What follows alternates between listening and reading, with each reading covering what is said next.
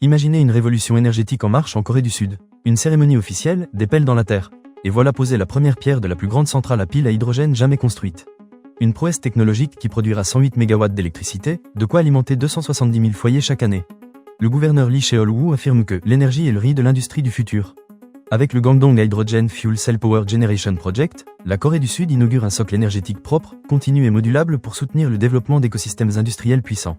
Cette usine fonctionnera grâce à une technologie à pile à hydrogène à haute efficacité, alimentée par de l'hydrogène produit sur place à partir de gaz naturel.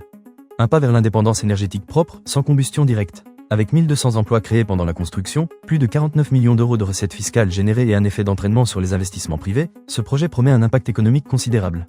Financé grâce à un modèle public-privé innovant, ce projet montre le chemin vers une énergie durable et pérenne. La Corée du Sud se positionne ainsi en leader mondial de l'hydrogène stationnaire, un enjeu majeur pour l'alimentation de base du réseau électrique.